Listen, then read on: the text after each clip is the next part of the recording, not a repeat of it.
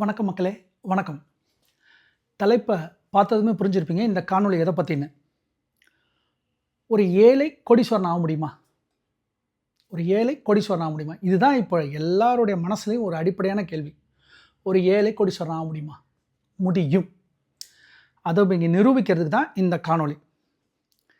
இன்னொன்று, இந்த ₹1000 போட்டு ஒருத்தன் கோடீஸ்வரன் ஆகிறது எப்படின்னு விவரிக்கிறதுக்கு முன்னாடி, ஒரு பொதுவான நம்மள்கிட்ட இருக்கிற தமிழ் சமூகத்துக்கிட்ட இருக்கிற ஒரு ஆபத்து, அதை பற்றி முதல்ல பேசிடுவோம். பேசிட்டு அதுக்கப்புறம் எப்படி கோடீஸ்வரன் ஆகிறது, ஏன் கோடீஸ்வரன், அதான் ஏன் கோடீஸ்வரன் ஆகணும், எதனால், எதுக்கு, அது முக்கியம் இல்லை. அப்போது நம்மள்கிட்ட இருக்கிற ஆபத்து என்ன, நம்ம எந்த வலையில் சிக்கியிருக்கோம், அதுலேருந்து அந்த ஆபத்தை நீங்கள் உணர்ந்துட்டாலே நீங்கள் இந்த முதலீட்டு மனநிலைக்கு நீங்கள் வந்துடுவீங்க. ஓகே, எடுத்துக்காட்டுக்கு இப்போ நான் சென்ட்ரல் ரயில்வே ஸ்டேஷன் போகிறேன், எக்மோர் ரயில்வே ஸ்டேஷன் போகிறேன், இல்லை திருச்சியில் இருக்கிற ஜங்ஷனுக்கு நான் போகிறேன், ரயில்வே ஸ்டேஷன் ஜங்ஷனுக்கு. சொல்லி வச்ச மாதிரி எல்லா இடத்துலையும், இல்லை கோயில் தலங்கள் எங்கே வேணால் போய்க்குங்க, எந்த இடத்துல வேணால் போய் பார்த்துக்குங்க, எல்லா மத ஆலயங்களுக்கு வெளியிலையும் போய் பாருங்கள். சொல்லி வச்ச மாதிரி யாசகர்கள் எனப்படும், யாசகர்கள்னால் யார்? பெக்கர்ஸ்ன்னு சொல்லுவாங்க. ஓகே, பெக்கர்ஸு, பிச்சை எடுப்பவர்கள் நம்ம சொல்கிறோம் இல்லையா, அவர்கள் எல்லாரும் வயசை பாருங்கள், 65, 70, 75, கரெக்டாக இல்லையா? கரெக்ட். அதில் நீங்கள் கூட பார்த்துக்கலாம், 60, 65, 70, 55 அந்த வயசில். இதில் நீங்கள் யாராவது 18 வயசு, 20 வயசு, 24 வயசு யாராவது பார்த்துருக்கீங்களா? நீங்கள் பார்க்க முடியாது. ஏன் பார்க்க முடியாது? ஏன்னா 21 வயசுலேருந்து 18 வயசுலேருந்து 40 வயசு வரையும் அவனோட உடல் உழைப்பை வச்சு அவன் பிழைச்சிப்பான். அது எப்படி? உழைப்பான், பிழைப்பான், உழைப்பான், மாத சம்பளம் வரும், ஓட்டுவான், அடுத்து ஜீரோவுக்கு போவான், அடுத்து உழைப்பான், மாத சம்பளம் வரும், ஜீரோவுக்கு போவான், இப்படியே ஓடிட்டுருக்கும். உழைப்பு கட்டுன்னு வந்தோடனே அவன் யாரையோ சார்ந்திருக்க வேண்டியதாக இருக்குது. யாரை சார்ந்திருப்பான்? பிள்ளைங்களை சார்ந்திருக்கணும், பொண்ணை சார்ந்திருக்கணும், பெத்த பிள்ளைங்களை சார்ந்திருக்கணும். அந்த சார்ந்து இருக்கிற அவங்க பார்த்துக்கலன்னா என்ன பண்ணுவாங்க? கடைசியில் திருவோடு ஏந்திக்கிட்டு எங்கே வந்து நிற்பாங்க? ரயில்வே ஸ்டேஷனையும் கோயிலையும் வந்து நிற்பாங்க. நீங்கள் நல்லா ஒன்று புரிஞ்சுக்கங்க, இதுதான் கிரைசிஸ். இங்கிலீஷில் பெரிய கிரைசிஸும் பண்ணுங்க. இது ஒரு ஆபத்து சூழ்நிலை நம்ம தமிழ் சமூகத்துக்கிட்ட. எப்படி? ஒரு அம்மா அப்பா, இப்போ இந்த வீடியோ பார்க்குற நீங்கள் ஒரு 21 வயசு பையன் கூட இருக்கும், அவனும் ஒரு நாள் தந்தையாக போகிறான் இல்லையா? இருக்கா இல்லையா? கரெக்ட். ஒரு 40 வயசு ஒருத்தர் ஆல்ரெடி தந்தை ஆயிருப்பார், அவரும் பார்ப்பாரா இல்லையா? கரெக்ட். உணர்ந்துக்கங்க என்ன ஆபத்துன்னு. ஒரு குழந்தை பிறந்ததுலேருந்து அந்த குழந்தை பிறந்து அந்த பிள்ளைக்கு பால் ஊட்டி, அயன் பண்ணி, சட்டையை போட்டு, அந்த பிள்ளைக்கு 1வது 2வது 3வது படிக்க வச்சு, 10வது படிக்க வச்சு, ஸ்கூல் ஃபீஸு, அந்த ஃபீஸு, மருத்துவ செலவு எல்லாத்தையும் பார்த்து, அடுத்து காலேஜ் படிக்க வச்சு, அதுக்கு மிகப்பெரிய ஒரு காசை போட்டு காலேஜ் முடிக்க வச்சு, நல்ல பொசிஷனுக்கு கொண்டாந்துட்டு, அடுத்து திருமணத்தில் தன் வாழ்நாளில் சேர்த்த எல்லா காசையும் திருமணத்தில் போடுறோம். இருக்கா இல்லையா? 99% மக்கள், நமது தமிழர்கள் என்ன பண்ணுறாங்க? தன்னோட 35 வருட சேமிப்பை திருமணத்தில் போடுறாங்க. இருக்கா இல்லையா? அமெரிக்காவில் ஒரு திருமணம் நடத்துறதுக்கு 3 மாத சம்பளம், இங்கிலாந்தில் திருமணத்தை நடத்துறதுக்கு 2 மாத சம்பளம். ஆனால் இந்த பலாப்போன நம்ம இடத்துல தான் ஒரு திருமணத்தை நடத்த 35 வருட சேமிப்பை போடுறோம். கௌரவம், கல்யாணத்தை நடத்தி காட்டணுங்கிற கௌரவம். சரிங்க, சரி, இதுவரை ஏதாவது தப்பு இருக்கா? உங்கள் இஷ்டம், பண்ணிட்டீங்க. திருமணத்தில் இதுவரை சேமித்த எல்லாத்தையும் திருமணத்தில் போட்டுட்டு, இந்த அம்மா அப்பா கடைசியில் எல்லாத்தையும் விட்டுட்டு தனக்கு எதையும் யோசிக்காமல் தன் பிள்ளைங்களுக்கு அதுக்கு பண்ணிடுறாங்க. கரெக்டாக இல்லையா? இப்போது அந்த பிள்ளைக்கு திருமணம் ஆனதுக்கப்புறம் 5000 கூட 10,000 கூட நிற்கிறோமா இல்லையா? இதானங்க உண்மை, இதானே உண்மை. இப்போ நான் என்ன கேட்குறேன்னா, ஒரு பிள்ளைய நீ ஆரம்பத்துலேருந்து படிக்க வச்சு 21 வயசு வரை டிகிரி முடிக்கிற வரையும் அவனோட காலையில் ஏந்திரிச்சு அவன் பிள்ளை ஸ்கூலுக்கு டாட்டா காட்டி போகிற வரையும் அந்த ஒரு ஆனந்தம் இருக்குமே, ஒரு தாய் தந்தை இருக்குது. அப்பா, என் பிள்ளை ஸ்கூலுக்கு போகிறான்டா, என் பிள்ளை கண்டிப்பாக படிச்சிருவான்டா, அந்த எண்ணம் இருக்குல்ல, அதே எண்ணம் என் பிள்ளை 1 வயசு 2 வயசு இருக்கும்போது ஏன் முதலிட தொடங்குறது இல்லை? நம்ம கல்விக்கு கொடுக்க வேண்டிய மரியாதை 21 வருஷத்தை முதலீட்டில் 21 வருஷம் யாராவது கொடுக்குறோமா? இதை ஏன் நமக்கு யாருமே சொல்லலை? அதாவது திருவிளையாடல் படம் பார்த்துருக்கீங்களா? கல்வியா செல்வமா வீரமா? அன்னைக்கு நம்ம எல்லாத்துலேயும் தமிழர்கிட்ட நிலம் இருந்துச்சு, வயல் இருந்துச்சு, காசு இருந்துச்சுங்க. இன்னைக்கு இருக்கிற சூழ்நிலை உலக பொருளாதார மையத்தில் நம்ம வந்துட்டோம். இப்போ நீங்கள் உழைக்கிறீங்க, மாத சம்பளம் வருது, அதோட முடிஞ்சு போயிடுச்சு. அது எண்டு. அடுத்தது லோன் போயிடுறானே, பர்சனல் லோன் போயிடுறான், ஹவுஸ் லோன் போயிடுறான், கிரெடிட் கார்டுக்கு போயிடுறானே. ஏன்? கல்வியை பற்றி நம்ம தமிழ் சமூகம் சொல்லி சொல்லி சொல்லி சொல்லி 99% பேர் இன்னைக்கு கல்வியாளர்களாக மாறிட்டோம். எல்லாரும் படிச்சிட்டோம். இப்போ நீங்கள் வீடியோ பார்க்குற நீங்கள் சுற்றி பாருங்கள், உங்களை சுற்றி பாருங்கள். நீங்கள் எங்கே நின்னாலும் சரி சுற்றி பாருங்கள். எல்லாரும் டபுள் டிகிரி வச்சுருப்பான். கரெக்டாக இல்லையா? ஆட்டோ ஓட்டுற அண்ணனோட புள்ள டிகிரி வச்சுருக்கோம், தையல் தைக்கிற அக்காவோட புள்ள டிகிரி படிச்சிருக்கோம், கீரை வைக்கிற அம்மாவோட புள்ள டிகிரி படிச்சிருக்கோம். கரெக்டாக இல்லையா? ஏன்? கல்விக்கு மரியாதை கொடுத்து கொடுத்து கொடுத்து கொடுத்து என்ன பண்ணியிருக்கோம்? திருவள்ளுவர் கல்வியை பற்றி பேசியிருக்காரு. கேடில்லை வெளிச்செல்வம், செல்வம், கல்வியை செல்வம் செல்வம்னு சொல்லி கல்வியை வளர்த்துட்டோம். அடுத்து கர்மவீர காமராஜர் கல்வியை சொன்னார்.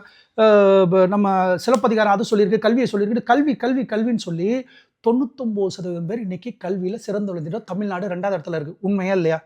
சரிங்க. இப்போ கல்வியில் நான் பெருசாக வந்துட்டேங்க. இப்போ நான் செல்வந்தன் ஆகிட்டேனா? நான் செல்வந்தன் ஆகியிருக்கேனா? இல்லை. இப்போ அதே நீங்கள் சுற்றி முற்றி பாருங்கள், அப்படியே பாருங்கள்.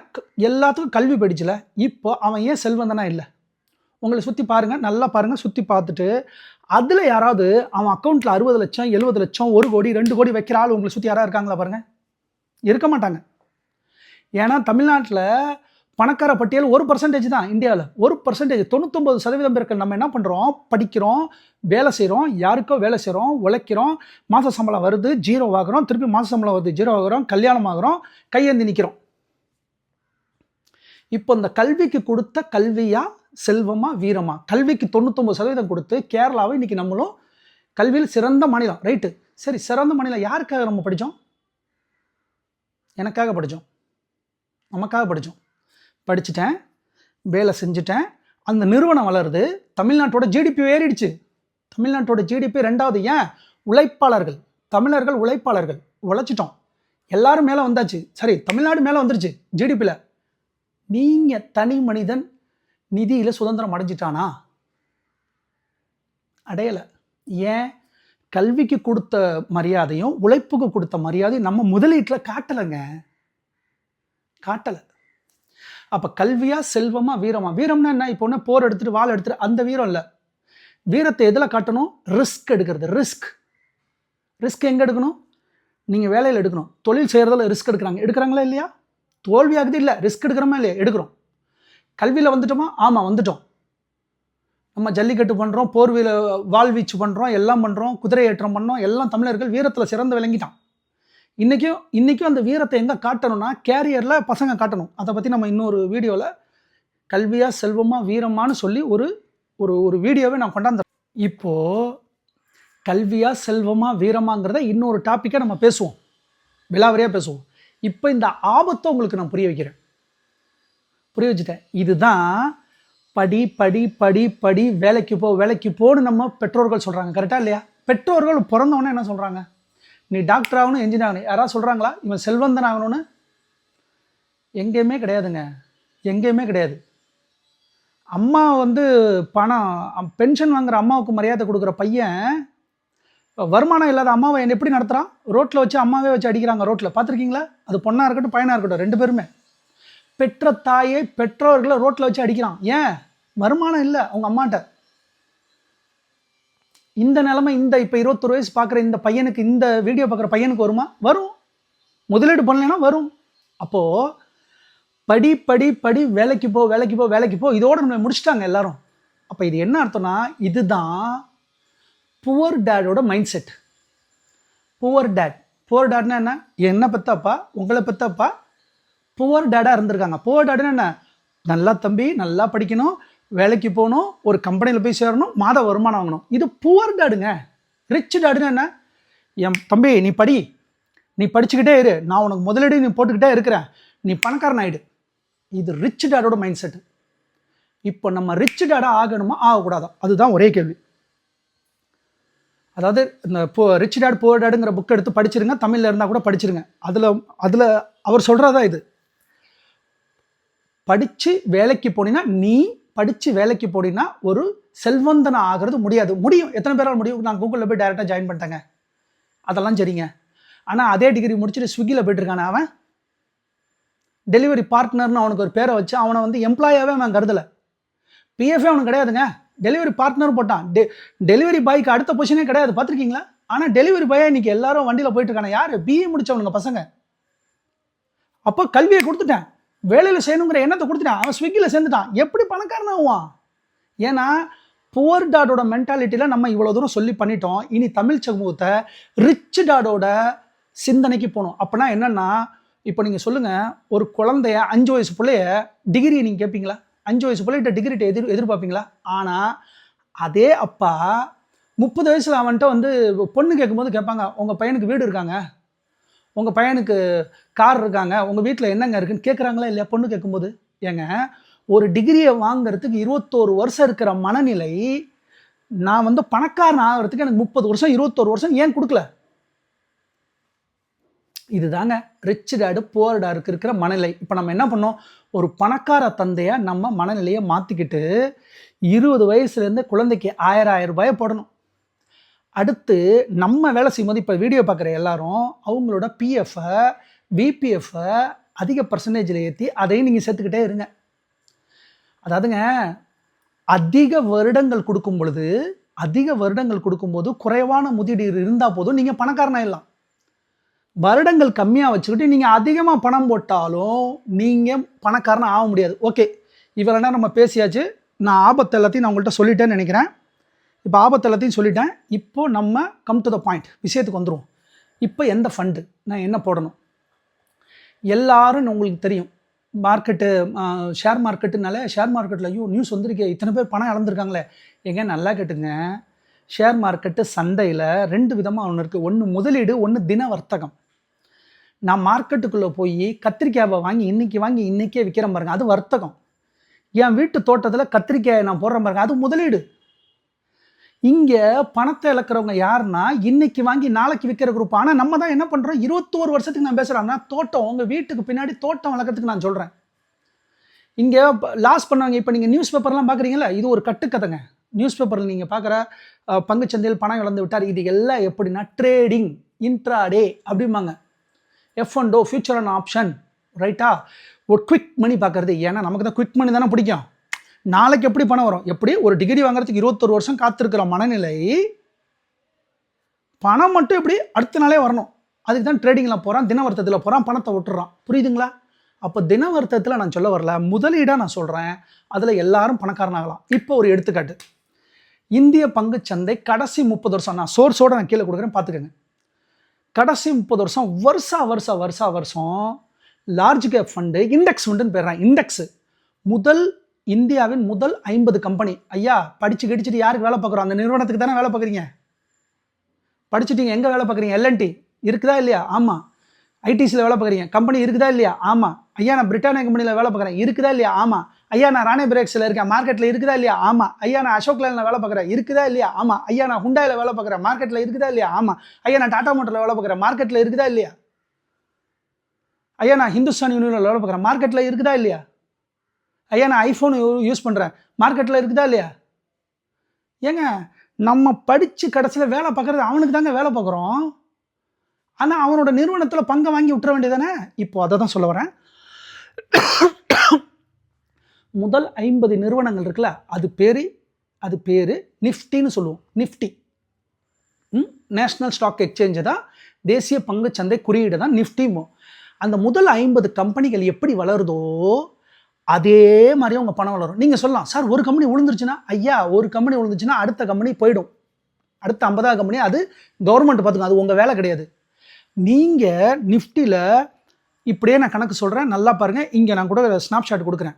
ஒருத்தர் 30 வருஷமாக 1000 போடுறாரு, பார்த்துக்கங்க. 1000 போடுறாரு. இதுவரை நிஃப்டி கொடுத்த 11% நான் வச்சுக்கிறேன். 11% வருஷம் 1991 ஒரு 11 வருஷம் 11%, 1992 11%, எல்லாத்துக்கும் 11%, இன்னைக்கு வரையும் 11% வச்சேன்னா கார்பஸ் என்ன வருதுன்னு பாருங்கள். நீங்கள் இன்வெஸ்ட் பண்ண அமௌண்ட் எவ்வளோ 30 வருஷத்துக்கு, கார்பஸ் எவ்வளோன்னு பாருங்கள். அப்படியே வாங்க, அடுத்த ஃபண்டு சொல்கிறேன். அடுத்து நிஃப்டி மிட் கேப் ஃபண்டுக்கு போகிறேன், 14% கொடுத்துருக்கு. ஏங்க, இது நான் சொல்லலைங்க, கீழே பாருங்கள் 30 வருஷமும் வருஷம் 14% கொடுத்துருங்க. 14% போட்டேன்னா திரும்பவும் சொல்கிறேன், நீங்கள் முதலீடு எவ்வளோ போட்டீங்க? 3,60,000.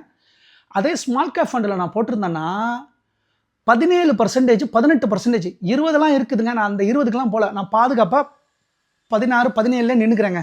இப்போ எவ்வளோ வந்திருக்கு பாருங்க, வந்திருக்குங்களா? இப்போது கடைசி 5 வருஷமாக ஏதோ ஒரு ஃபண்டு எவ்வளோ கொடுத்துருக்கு? இந்த பாருங்கள், இப்போ ஒரு ஃபண்டு காட்டுறேன் பாருங்கள். அந்த ஃபண்டை பாருங்கள். இந்த ஃபண்டு ஒரு வருஷமும் 30%, 30% கொடுத்துருக்கு. அதாவது மொதல் வருஷம் 1 லட்சம், அடுத்த வருஷம் 1,35,000 இருக்கும். அடுத்த வருஷம் அந்த 1,35,000க்கு 35%, இப்படியே வளர்ந்துருக்கும். கரெக்டாக? இப்போ நான் 35% நான் எடுக்கலை. ஏன்னா இந்த லாஸ்ட் 5 வருஷத்தை நான் எடுக்கலை, விடுங்க. நான் லாஸ்ட்டு 10 வருஷத்தையும் எடுக்கலைங்க. 35%லேருந்து நான் 10% கட் பண்ணிடுறேங்க. எத்தனைங்க? 25%. 25%ல் நான் கட் பண்ணிடுறேங்க. 18 வச்சுக்கிறேங்க. 18%ங்க. நீங்கள் போட்டது 3,60,000 ரூபா, வந்திருக்கிறது 1 கோடி இல்லையா? பாருங்கள். இப்போ ஒருத்தர் புத்திசாலியாக இந்த வீடியோ பார்க்குறவர் சொல்கிறாரு, ஐயா நான் விட்டுட்டேன். எப்படி? நான் விட்டுட்டேன், 30 வருஷம் எனக்கு டைம் இல்லை, 10 வருஷம் தான் இருக்குங்கிறாரு. அப்புறம் என்ன சொல்கிறாரு? சார் நான் 1000 போடுறதா, நான் 10,000 போட்டுறேன் சார். சார் போடு சார். இப்போ பாருங்கள், 10,000 போடுறாரு, மாதம் போடுறாரு, 10 வருஷம் போடுறாரு. கார்பஸ் என்னன்னு பாருங்கள். ஏன் சார் 1 கோடியை டச் பண்ணல? சார் 1000 ரூபா போட்டவரை நான் 10 × 10 தடவை நான் போட்டிருக்கேன், 1 கோடி ஆக்க முடியலையே சார். சரி சார், ஒருவேளை 20,000 மட்டும் ஆகிடுமோ? 10 ரூபா 20,000 சார் போட்டாச்சு சார். சார் இப்போ பாருங்கள் சார், 20,000 போட்டேன், கோடீஸ்வரன் ஆகிட்டேனா? ஆகலை சார். ஏன் சார்? சார் நேரத்துக்கு தான் சார் இங்கே வலிமை. நேரத்துக்கு தான் சார் இங்கே வலிமை.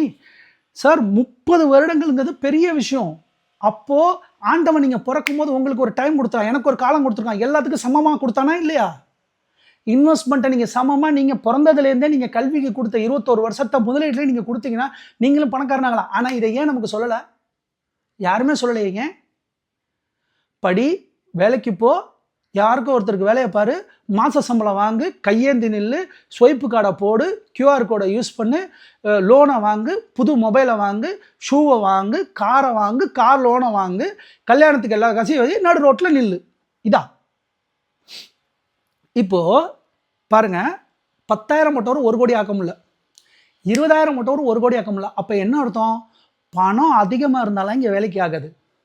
கம்மியான பணத்தை வருடங்களாக போடும்போது உறுதியாக எல்லாரும் பணக்காரனாக ஆக முடியும். இதை தான் இப்போ நான் ரீசெண்டாக எனக்கு தெரிஞ்ச நண்பர்கள், இங்கே பாருங்கள், நான் திரும்பி சொல்கிறேன், I am not SEBI registered. நான் செபி ரெஜிஸ்டர் கிடையாது. இதே நான் வேறு சேனலில் பேசணும்னா இவ்வளோ தூரம் பேச விட மாட்டாங்க, கட் பண்ணிடுவாங்க எல்லாத்தையுமே. இது என்னோட சேனலுங்கிறதுனால நான் என்னோட சுதந்திரமாக நான் பேசுகிறேன். ஏன்னா தமிழ் மக்களுக்கு புரியணும், இது புரிய வைக்கணுங்க. இது ஒரு ஆபத்து சூழ்நிலை. தயவு செஞ்சு இந்த சர்க்கியூட்டை உடைக்கணும். குழந்தை பெப்பான், அவனை வளர்ப்பான், அவனை திருமணம் பண்ணுவான், ஓட்டாண்டியாவன், ரோட்டில் நிற்பேன், பிள்ளைகிட்ட 10 ரூபா கேட்பான். அடுத்து அந்த பையன், அவனுக்கு ஒரு பிள்ளை பிறக்கும், அவனை ஸ்கூல் படிக்க வைப்பேன், அவன் வேலைக்கு போவான், அவனை கல்யாணம் பண்ணுவான், நான் ரோட்டில் நிற்பேன். இந்த சர்க்கியூட்டை உடைக்கணுங்க. தயவு செஞ்சு 1000 ரூபாய் முதலீட்டில் பண்ணுங்கள், PF இன்வெஸ்ட் பண்ணுங்கள், NPS இன்வெஸ்ட் பண்ணுங்கள், போஸ்ட் ஆஃபீஸில் இன்வெஸ்ட் பண்ணுங்கள். ஆனால் பணவீக்கத்தை உடைக்கணும். ஏங்க நிறைய பேர் பணவீக்கம்னா என்னன்னு புரியாமல் இருக்கிறீங்க. நான் புரிய வச்சுறேன். பணவீக்கம்னா இன்றைக்கி என்கிட்ட 100 ரூபாய் தாள் இருக்குது. 100 ரூபாய் தாள், அதோட மதிப்பு எவ்வளோ? 100 ரூபாய். 2025.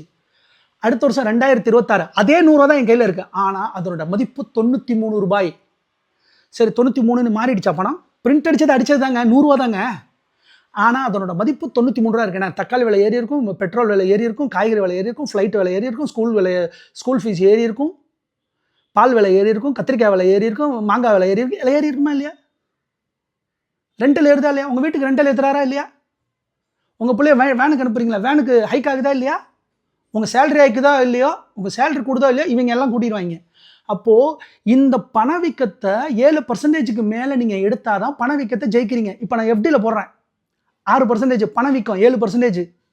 எவ்வளோ வர்றீங்க நீங்கள்? அதாவது 100 ரூபா இருக்குது, அடுத்த வருஷம் 93 போகுது. அட்லீஸ்ட் என்னோட 100 ரூபாயாவது வேணும்னா எனக்கு 7% கொடுக்கணும். 7% கொடுத்தா 100 ரூபா. ஐயா, அப்போ நான் என்ன சொல்கிறேன், நீ 115,000க்கு வேலை பாருங்கிறேன் நான். அப்போது சந்தையில் லாங் ஜேர்னியில் நீங்கள் வெறும் 1000 போட்டுட்டு முதலீட்டை கண்டுக்காமல் இருந்தாலே நீங்களும் பணக்காரர்களாகலாம். தயவு செஞ்சு இது ரிச் டேட்டோட. இப்போ நான் வந்து ஓய்வு பெற்றுட்டேன்னா, ஆமாம் ஓய்வு பெற்றுட்டேன். என் பிள்ளைங்களுக்கு இப்போயே பண்ணிட்டேங்க, என் பிள்ளைங்களுக்கு பண்ணிட்டேங்க. என் பிள்ளைங்களுக்கு ஒரு கார்பஸை போட்டேன். அந்த கார்பஸ் என் பிள்ளைங்களுக்கு கொடுக்குற கார்பஸ் என்ன கார்பஸ், அதையும் நான் வந்து அடுத்த வீடியோவில் நான் போட்டுறேன், ஸ்பெஷல் வீடியோவை. அடுத்து இந்த இப்போ நான் சொன்னேன், எப்பா மதுரைவரா நீ இவ்வளோ தூரம் பேசுகிறேன், நீ பண்ண வேண்டியதானே? பண்ணுறேங்க, நானும் பண்ணுறேன். 30 வருஷம் என்னோட பேர பிள்ளைங்களுக்கு இப்போவே நான் போடுறேன். என் பேர பிள்ளைங்களுக்கு இப்போவே நான் போடுறேன். என் பிள்ளையோட வயசு 14, இன்னொரு பொண்ணோட வயசு 8. இப்போவே நான் ஸ்டார்ட் பண்ணுறேன். நான் ரிச் டாடுங்கிற மைண்ட் செட்டில் இருக்கேன். நான் இப்போவே நான் பண்ணுறேன், 1000 போட போகிறேன். 1000 எனக்கு ஒன்றும் பெரிய விஷயம் இல்லையே.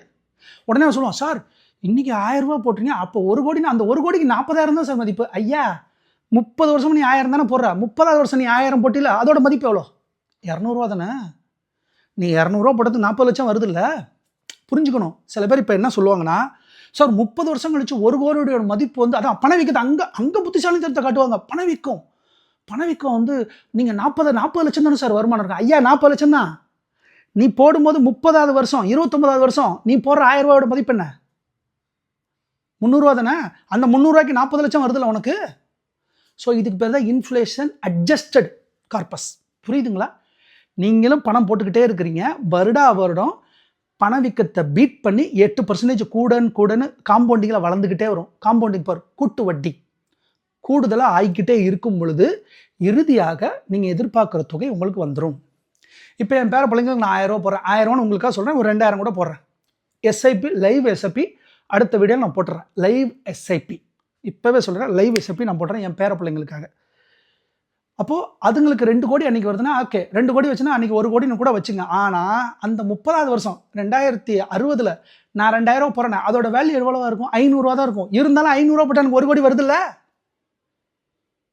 புரியுதுங்களா நான் என்ன சொல்ல வரேன்னு? இவ்வளோ தாங்க, இதை சொல்கிறது தாங்க. இவ்வளோ தானே மெனக்கெட்டேன், புரிய வச்சுட்டேன்னு நினைக்கிறேன். தயவு செஞ்சு முதலீட்டை தொடங்குங்க. பிபிஎஃப் பண்ணுங்கள், விபிஎஃப் இன்க்ரீஸ் பண்ணுங்கள். உங்கள் சேலரியிலேருந்து தயவு செஞ்சு பிஎஃப் அக்கௌண்ட்டை செக் பண்ணுங்கள். போஸ்ட் ஆஃபீஸில் போடுங்க, சீனியர் சிட்டிசனில் போடுங்க, வயசானவங்களாக இருந்தால். இப்போது எல்லாத்தையும் முடிச்சுட்டு என் வயசு 40 தான் சார் ஆகுது, நான் என்ன சார் பண்ணுறது அப்படின்னா, உடனடியாக உங்கள்கிட்ட இருக்கிற வேறு என்னென்ன சொத்துக்கள் இருக்குது அது எல்லாத்தையும் பாருங்கள். உங்களோட செலவுகளை கம்மி பண்ணுங்கள். புதுசாக எந்த லோனையும் கொடுக்காதீங்க, யாருக்கும் கையெழுத்து போடாதீங்க. சார் என்னோட 21 வயசு ஆகுது தம்பி, தொடர்ந்து இன்வெஸ்ட்மெண்ட்டு நீ 21 வருஷம் பண்ணு. சார் என் பிள்ளை இப்போ தான் சார் பிறந்திருக்கு. உன் பிள்ளை எப்படி 21 வயசில் டிகிரி வாங்குமோ அதே மாதிரி உன் பிள்ளையும் 21 வயசில் கோடீஸ்வரன் ஆகிறதுக்கு இப்போயே வழியை பாருங்கள். தேங்க்யூ, நன்றி.